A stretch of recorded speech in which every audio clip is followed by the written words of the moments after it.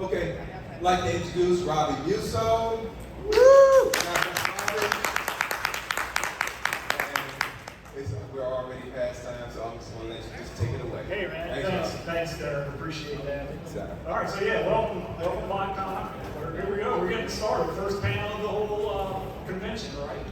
So yeah, we're here, we're talking about Divine Circuits. This is my new series. Let's see if we can get this to go. There we go. So yeah, what is Divine Circuits? Divine Circuits is, went too far. This is an all-new story, all-new concept. It's a new series that actually has a very epic story set up for it. But it's basically the mixture or a cross between the genres of like transforming robots, you've got race cars, you have the magical girl element, so you've got three female heroines, you've got three villains, and all their legions of monsters and converting car robots. So, yeah, so the world that they live on is called Mugen Tenchi. And Mugen Tenchi means unlimited heaven and earth. So it's not on Earth, but it is a world where basically there's the heaven realm, the divine realm, and then the material realm. So it's called Mugen Tenchi because it's intended to exist forever. And of course, the logo has a figure 8 track, but it's also the infinity. So we've got a lot of esoteric double meaning type stuff going on throughout the whole series. So yeah. So the conflict here, we've got the good on the left, the bad on the right here, and we've got Team Machina. Now Team Machina, they're basically like angelic guardians, like almost if you would think like guardian angels inhabiting. Basically, the robots are like vessels for these angelic guardians. So that's how they exist in the material realm. They're from the divine realm, but the only way they can exist in the material realm is within the vessels that are the machine mecha. Now the Jaku Hoshi, that's the villains. Jaku Hoshi means evil stars. So they're the main three villain girls.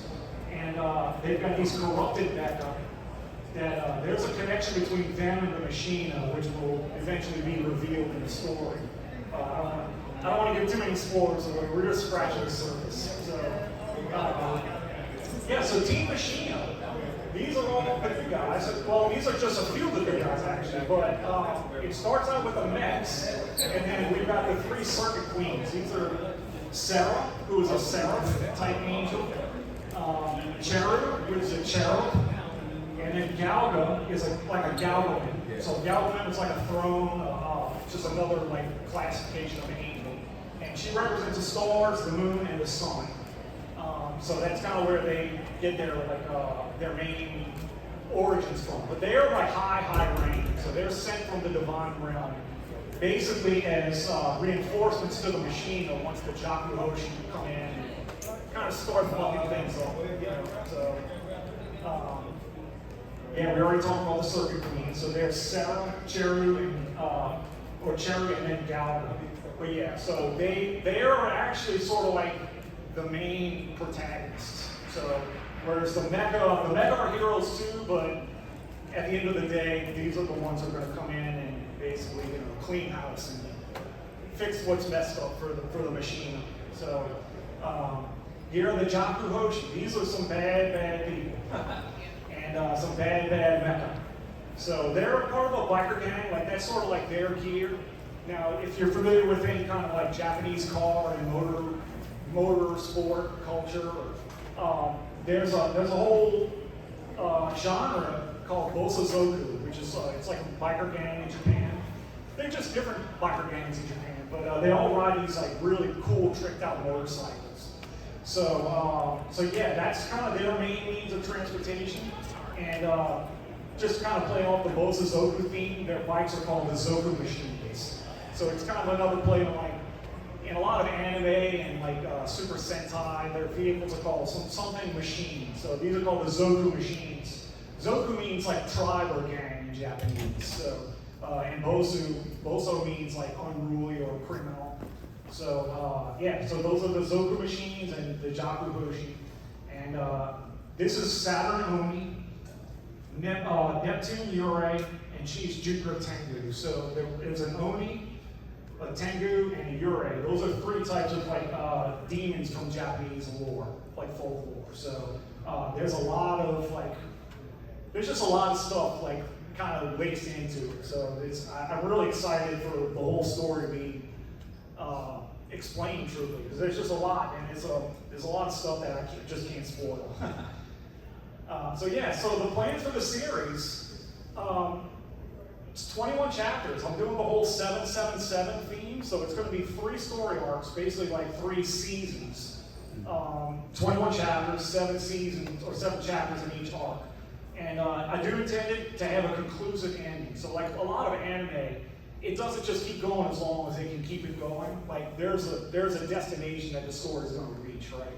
So it will have a conclusive ending. The conclusive ending will be like a 3-parter, almost like a movie. You know, probably I would love for it to actually be shown as like a movie, kind of like an End of Evangelion type thing, or you know, Gundam Endless Waltz. You know, you've got that finale movie that just like puts a real, you know, a real cap on it, so you know it's over with. So yeah, media. Of course, I can do books. You know, I can do the entire book on my own. It's going to take time. I've got this preview book, which basically showcases the overall concept of it. It's got a lot of the artwork from these slides on it. But the ultimate goal is anime. I really wanted to have an anime. Because truthfully, I think the subject matter is it's familiar, but it's an all-new take on it. This hasn't been done in this capacity with like the transforming mecha, with sort of like the you know, the magical girl element, the angels and demons, the racing. It's just I'm really excited about it, and the response that I've been getting since I've kind of been started talking about it, it's been really positive. So it seems like a lot of people like it. It's just how fast can I get it out there, and like what medium can I get it out as? So yeah, books. Anime is the real goal, and for right now, divinecircuits.com. Right now, I'm direction to the Instagram page, and that's where I update like all the artwork for it. But that's there to stay. Like I'm going to be. There's a lot coming forward, so I have big plans. Toys. So I'm a toy guy first and foremost. I've always said this. My plans for a toy line for it is obviously premium. Like, you know, I want them to be good and quality. I don't want them to just be one of the mill, you know.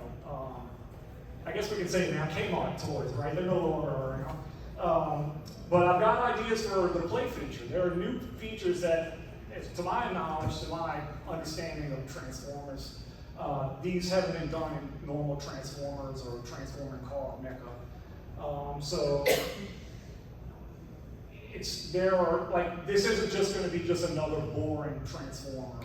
Not boring, but you know, familiar. Definitely not boring. but just familiar. You know, they will have something new to offer to fans and collectors. So also size-wise, class. I wanted to play well with the current brands of transforming car robots. So it definitely will be in scale with a lot of like your traditional toys.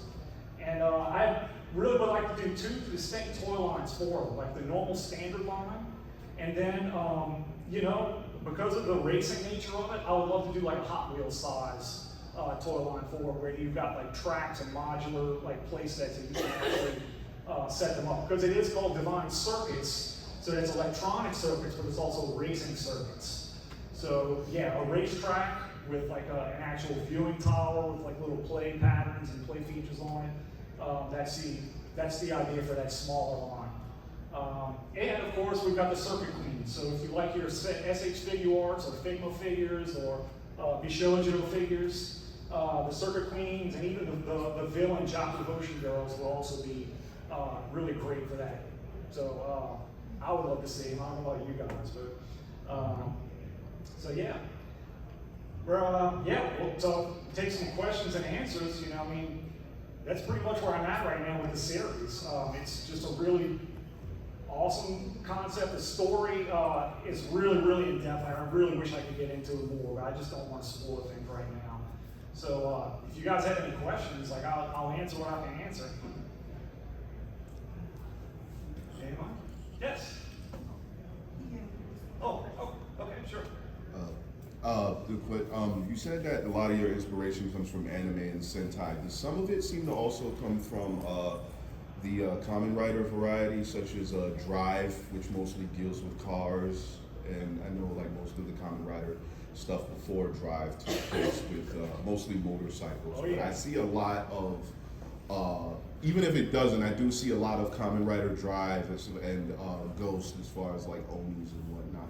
Absolutely. Yeah, so it definitely has a lot of inspiration from like Kamen Rider and Super Sentai. There's always like a motorcycle, there's always a bike, you know, or like Kikaida, you know, Kikaida's got his, you know, side machine.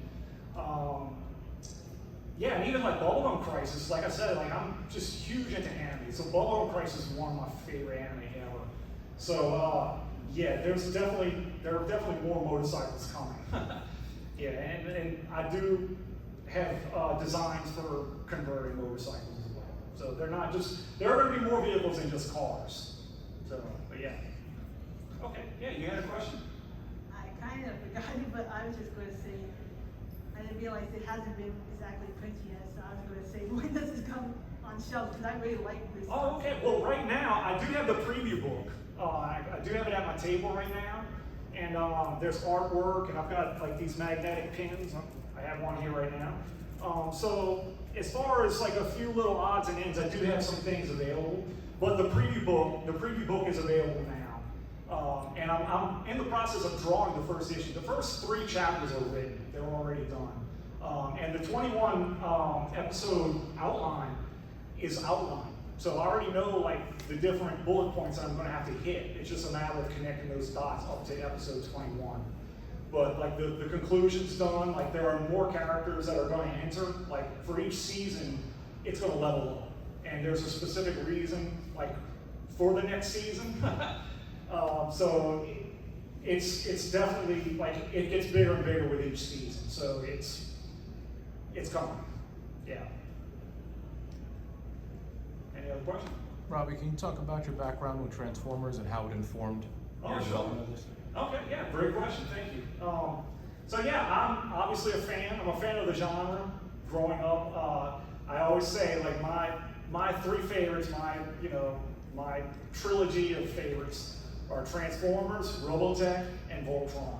So those are my roots right there. So and even prior to that, when I didn't even know what it was, Speed Racer was like the first cartoon that I watched. So I mean, it was literally like this is like a whole a lifelong accumulation of enthusiasm. But leading up to that, in 2006 I started drawing the Transformers comic books. So I'm not sure offhand, quite a few issues of the Spotlight books for IDW Publishing, and eventually IDW miraculously got the Speed Racer license as well. So I drew the Speed Racer book for IDW, and then eventually we did another book from Speed Racer that was written by Tommy Yoon of Robotech.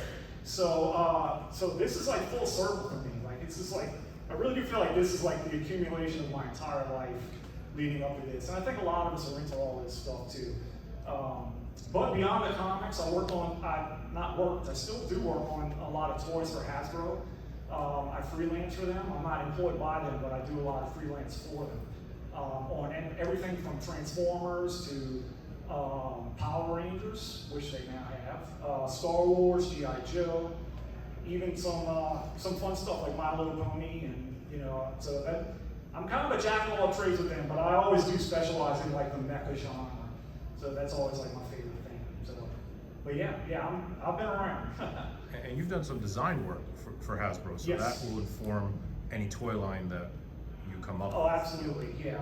Yeah, for Transformers, I've designed quite a few different toys. Created a few characters for them, and yeah. So there's a lot of thought that goes into them, and I do have a pretty deep background with the entire genre. So yeah, great question. So for the various mechas, do you already have it mapped out, like engineering wise, in your head, like Pretty how close. it's gonna do? Pretty much, yeah. Short of like CAD rendering them Right. and engineering them, but yeah. I mean, they're working designs, yeah. Okay, cool. Mhm. Robbie, something I was wondering ever since you started showing the mecha, are they sentient or are they just Yeah. piloted? Okay. Yes, they are sentient. In fact, what they are, so the analog, there's a lot of like, it's not blatant, but there's a lot of conceptual, familiar concepts. So the idea is that they are angelic beings. This all takes place after like a post-apocalyptic type event called the Sovereign War. I forgot to mention that during the movie Tenchi introduction. So the Sovereign War took place, and it's basically like their version of Armageddon. And after that happens, like their divine leader is called Sovereign One, Sovereign Number One.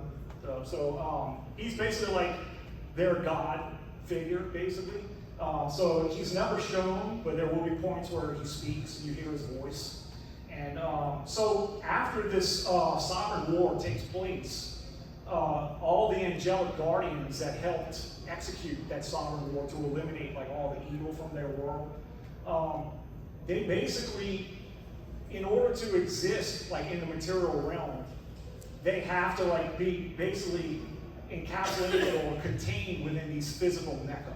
So that's how they're able to interact with the humans in the material world.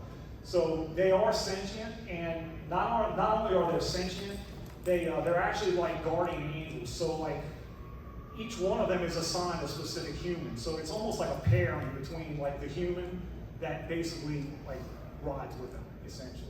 And there's a version of, there's a reason they exist.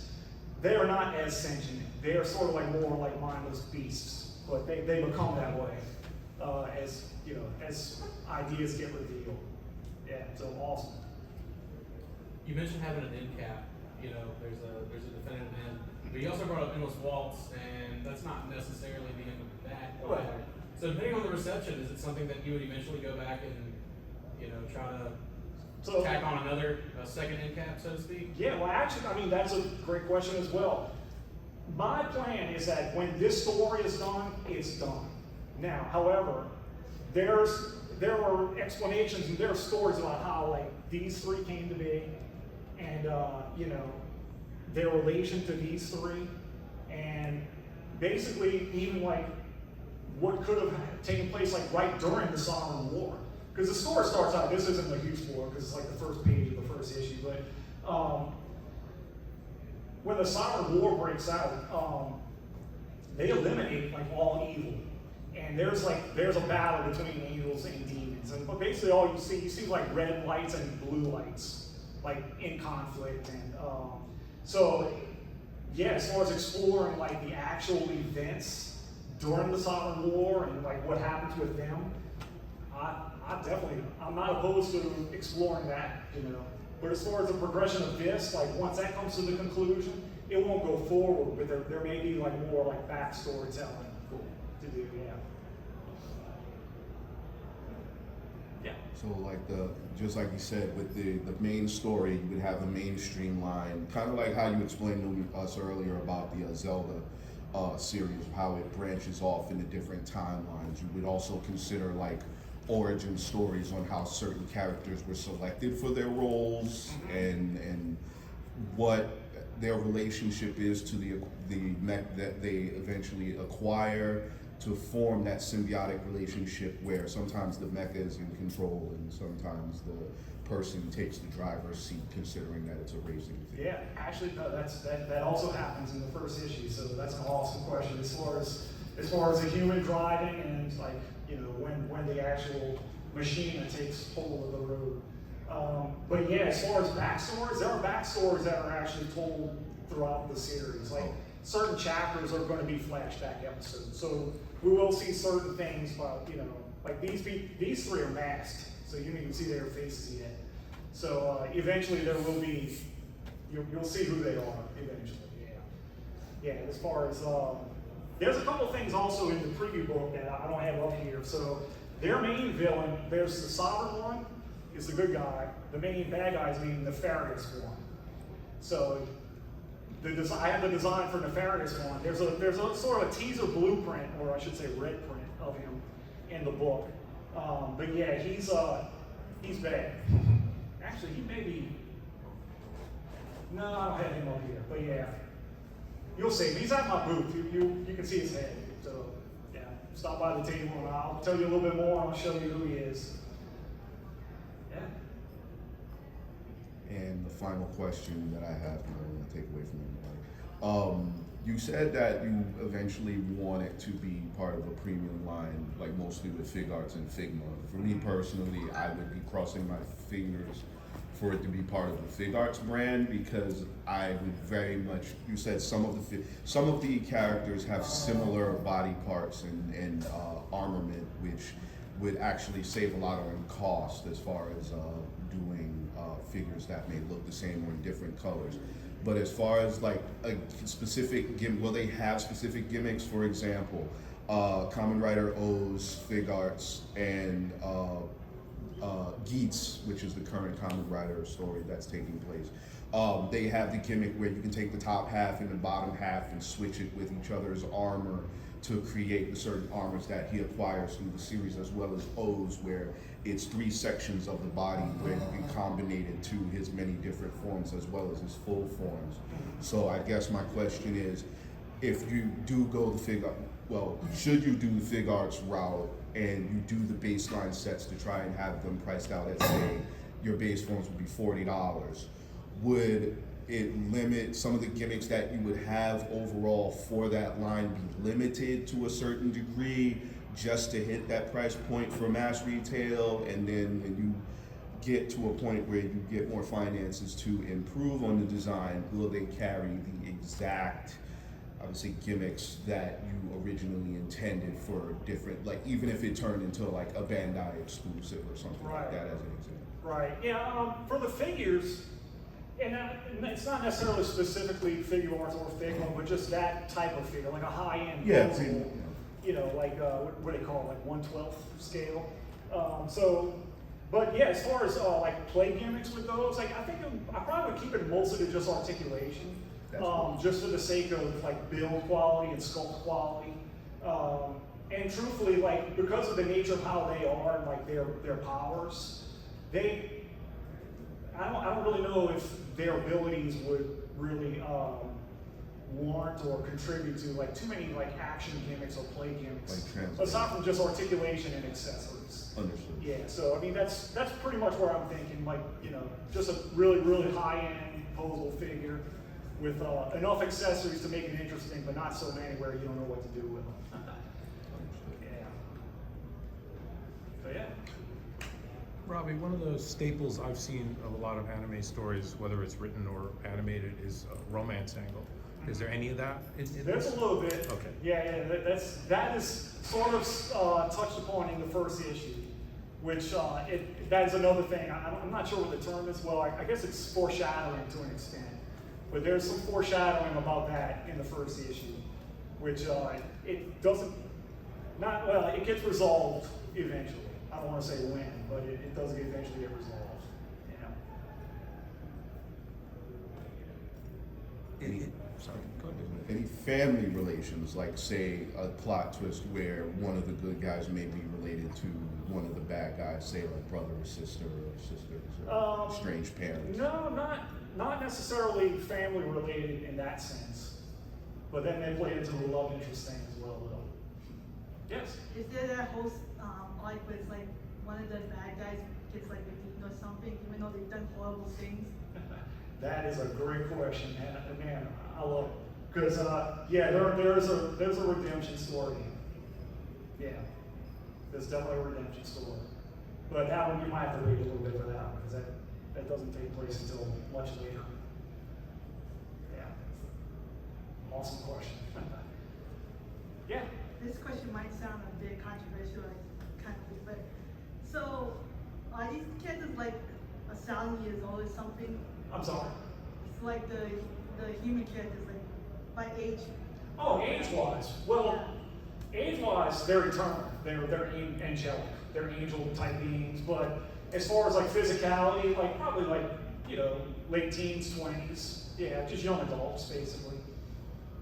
Yeah, I kind of have to ask that because some mangas become kind of weird with the age of. Absolutely, and I agree. Evangelion is probably one of the greatest ones of that, which I love. And I'm a huge fan of Evangelion, but they're 14-year-olds.